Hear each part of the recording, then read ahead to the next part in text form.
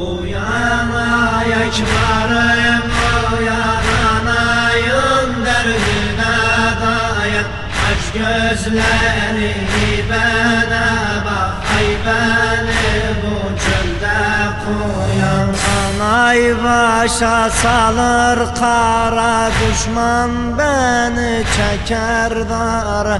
Günlerim oluptu kara, ay beni bu çölde koyan. Uyana ekberim, uyananayım derdine dayan.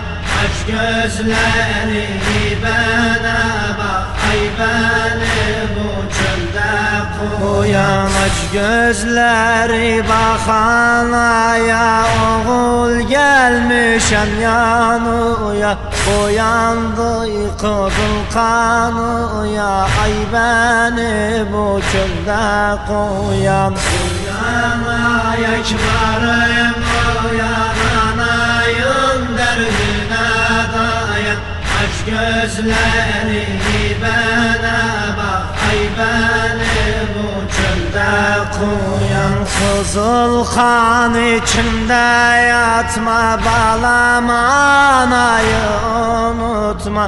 Bele nazlı kanda yatma, uyana ekberim uyan. Uyana ekberim, uyananayım derdine dayan.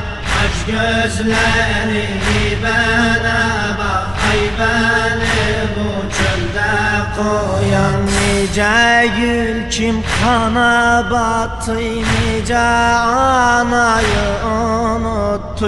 Balam gözyaşım kuruttu, uyana ekberim uyan. Uyana ekberim, uyananayım derdine dayan.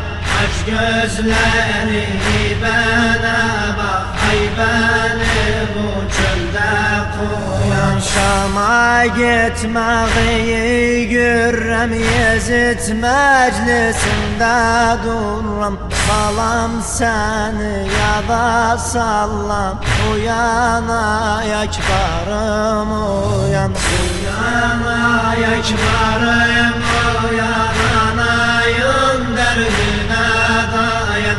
Aç gözlerini bana bak, ay beni bu çölde koyan. Bak balam gelim havara, olup saysan para para. Oğul çekemem ben dara, uyana ekberim uyan. Uyana ekberim, uyananayım derdine dayan.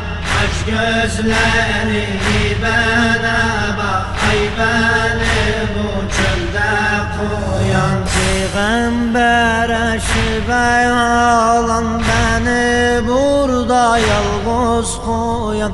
Olmaz bir halıma yanan, uyana ekberim uyan. Uyana ekberim, uyananayım derdine dayan.